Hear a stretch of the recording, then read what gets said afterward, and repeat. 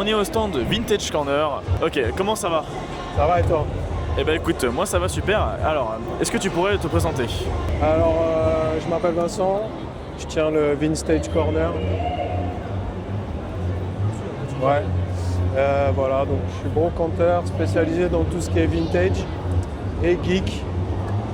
Donc voilà, collectionneur et passionné. Ah, du coup, tu tiens ce stand, c'est ça? Du coup, tu tiens ce stand, c'est ça? Je tiens ce stand, ouais. C'est la 4e année ou 5e, je sais plus, qu'on est au Toulouse Game Show.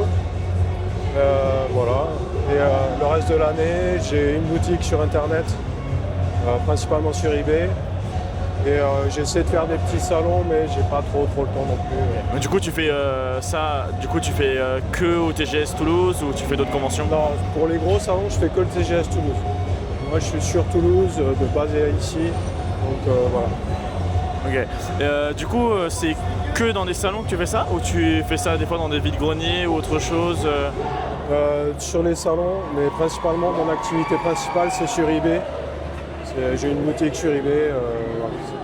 Les salons, c'est vraiment ponctuel, exceptionnel. Est-ce que du coup, toi, ce que tu veux faire, c'est entre guillemets partager une certaine culture qui était ancienne, du coup en vendant, c'est ça en gros que tu fais? Ouais, en fait, moi je suis collectionneur à la base. Donc, je collectionne les jeux vidéo et puis j'adore les comics, les choses comme ça. Donc quand j'ai commencé à être brocanteur, plutôt que de faire du meuble, tout ce qui n'intéressait pas à l'époque mes collègues qui font des belles choses, des lustres, du mobilier, des assiettes, moi en fait, moi ça m'intéresse parce que c'est notre culture des années 80-90. Donc je me suis plongé dedans à fond et je me suis concentré sur ça. Donc sur les salons, ça permet de rencontrer des gens comme vous et du coup de partager, d'avoir un retour direct avec le public. Donc ça fait plaisir même que la phrase qu'on entend le plus, c'est maman ou papa, ils avaient ça quand ils étaient jeunes. Voilà. Donc ça fait toujours plaisir.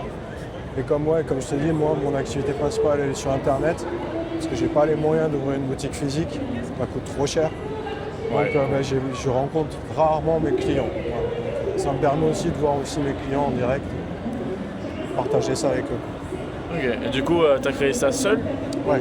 Tu as créé ça seul et du coup maintenant aujourd'hui tu es accompagné?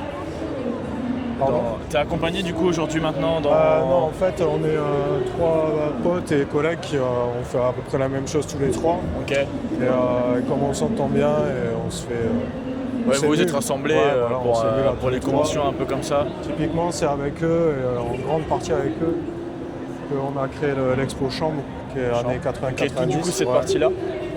Ça c'est nos potes de Nostalgie Geek qui font découvrir les vieilles consoles. Ok. Et au bout là-bas tu as une chambre des années 80 qu'on a recréée entièrement, tu pourras les filmer après si tu veux. Okay, donc c'est vraiment une exposition là-bas? C'est une expo, ouais. Okay. Tous les 3 on s'est mis... Ok, et vous du coup, donc là vous vendez, est-ce qu'il y a à peu près une année on peut dire pour dire les jeux suivants, enfin tout ce qui est jeux, figurines et tout? Ça va, des jeux de société, ça peut aller des années 70 jusqu'à 2000 on va dire quoi, tu vois. Les jeux vidéo pareil, je pars des années 80, tu vois, jusqu'à aujourd'hui. Mais bon, on va dire je m'arrête à la Play 4 et c'est pas ce que je cherche le plus. Ok. Est-ce que tu pourrais du coup nous présenter un petit peu ton stand? Parce que je vois que c'est un peu organisé, ici il y a plus des jeux de société du coup et des livres. Ouais, alors c'est organisé avec la place qu'on a et voilà. Mais là cette année j'ai fait un petit coin jeux de société avec des classiques.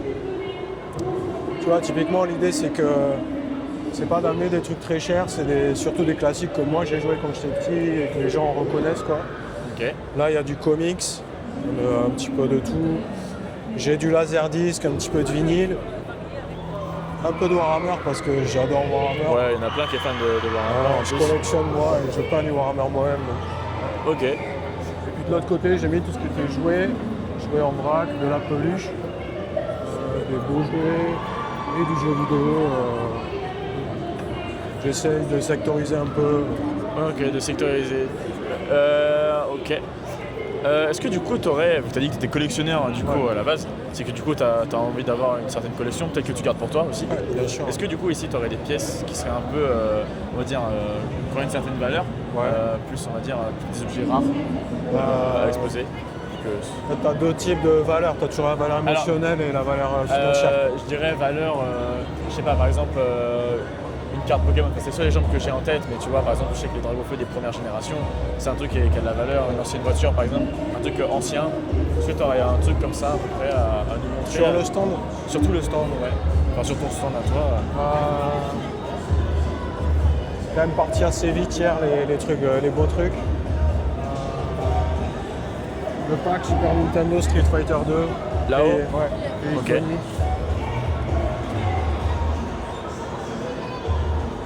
Tac. Ok, donc, ah oui, d'accord. Donc c'est une petite Super Nintendo. Attends, on va montrer à la caméra. Je me permets.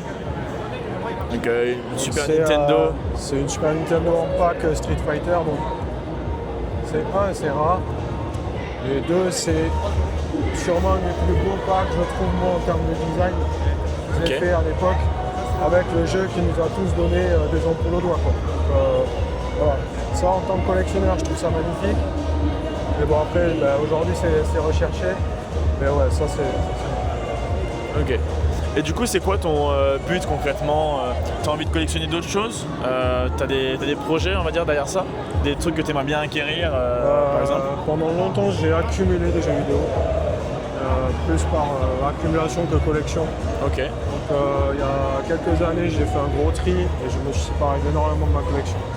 Aujourd'hui, ce que moi je cherche, c'est des choses qui m'ont touché quand j'étais plus petit, en fait. Okay, ça ouais, peut être des vraiment... trucs qui ne valent rien, mais des jeux, par exemple, des jeux Atari ST. Bah, quoi, une valeur sentimentale, quoi, comme tu m'as dit tout à l'heure. C'est pour ça que tu m'as demandé. Ouais. Ok. Je regarde. Du coup, ouais. Et du coup, tu vends les jeux que toi t'as joué à ton enfance. Ouais. Donc, genre, c'est vraiment pour. Il y a les deux en fait. Il y a soit des jeux que moi j'ai joué quand j'étais petit qui financièrement me rapportent rien parce que ça. Voilà. Mais je trouve ça cool parce que ça permet à d'autres petits de jouer. Tu vois. Ouais. Et puis il y a des trucs que j'ai jamais touché, que je connaissais pas avant. Et comme je m'y intéresse et ça m'intéresse, ouais, tu continues à apprendre et tu. Ouais, ok. Tu vois ce que je veux dire? Et du coup, ouais. Puis en plus, vu que tu es avec d'autres collaborations, ça permet. Est-ce que vous faites des échanges entre vous, par hasard? Ouais, mais justement, là, on est trois potes aujourd'hui, ça fait des années qu'on se connaît. Ouais. Donc, typiquement, on s'achète des trucs pour nos collections perso. Dès qu'il y en a qui rentrent des trucs, par exemple, moi je collectionne du Tortue Ninja. Donc, si y en a qui rentrent des tortues, ils vont m'appeler en premier en me disant ouais, est-ce que tu veux ça? On se fait des échanges, etc. Okay. Et tout à l'heure, je te demandais si jamais dans ta collection, qu'est-ce que tu collectionnais, tout, qu'est-ce que tu allais plutôt vers quoi? Donc toi, plus vers des trucs qui te rappellent des souvenirs. Est-ce que là, tu aurais un objet en tête, un truc que ça serait le Graal d'avoir pour toi? Un truc vraiment qui te tiendrait à cœur? Ouais. Le Graal, pour moi, en ce moment, je suis retombé sur mon Atari ST. Ok. J'étais trop jeune, voilà. Ça serait d'avoir un Maniac Mansion en Atari ST. Donc un des premiers jeux LucasArts, des point and click, les vieux connaissent.